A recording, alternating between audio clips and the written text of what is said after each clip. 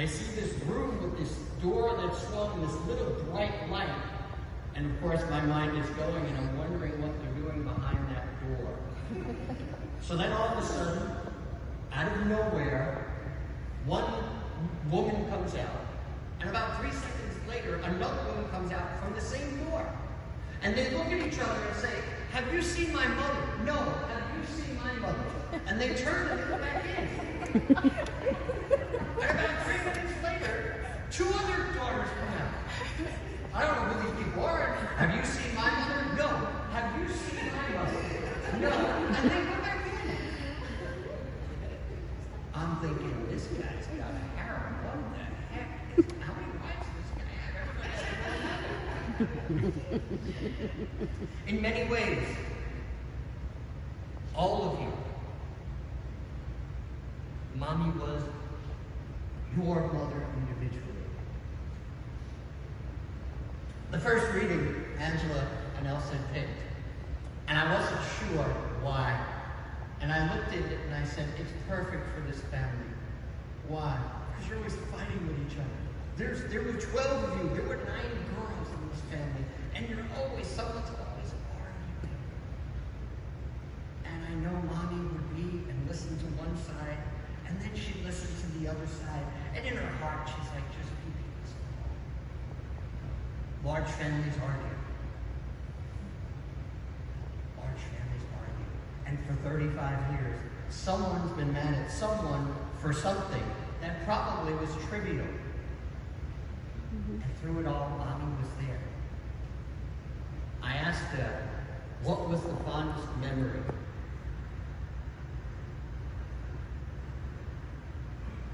Her love, her compassion, her prayer.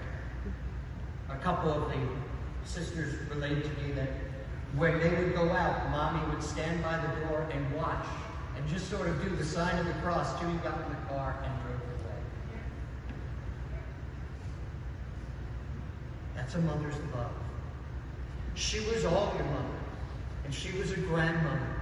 And the kids were telling me, I was asking them, what's your fondest memory? And they said the rice, and the love, and the cooking. Another memory. I'm a gringo. I'm an only child. I'm not used to this at all. I meet Nellie, and after about 3 or 4 dates, I get to go behind the door.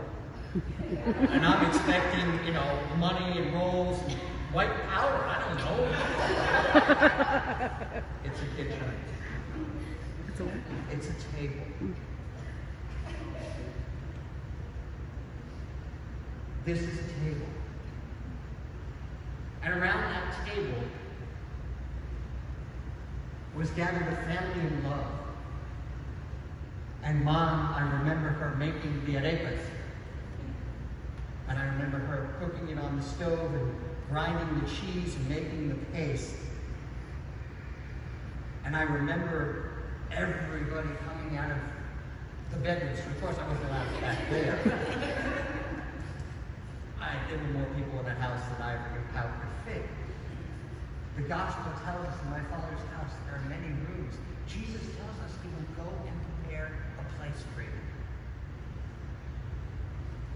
I was talking to Father in the sacristy, and my math is not the greatest, but it's about 19 years, plus or minus, since Poppy passed away. 2005. 17 years. 17 years, Mom was alone. She wasn't alone, she had all of you, but her love was gone. There'll be all sorts of talk about what happened. You all did your best to take care of her in the way you could. You need to understand. And I know from meeting with her the couple of times, Nellie and I would go up. She'd always ask about the kids and the grandkids and everything. And she loved each and every one of you. She was your mother. She gave you life. And someone had said there's like 57 lives attributed to this woman. between the children and the grandchildren. That's not counting the in-laws. Great-grandchildren. But she gave you something more. And I would be remiss if I didn't tell you that. Today happens to be the anniversary of my baptism.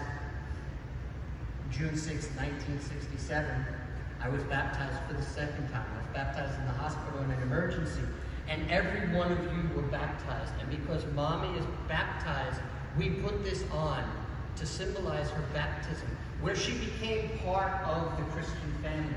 And all of you have gotten that gift. Yep. She gave you life. She gave you love.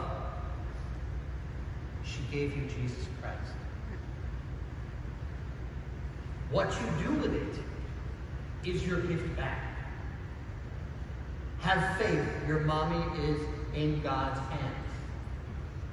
I know many of us at certain times are like Thomas. Where are you going? How do we know? She's going to the Father's house. She is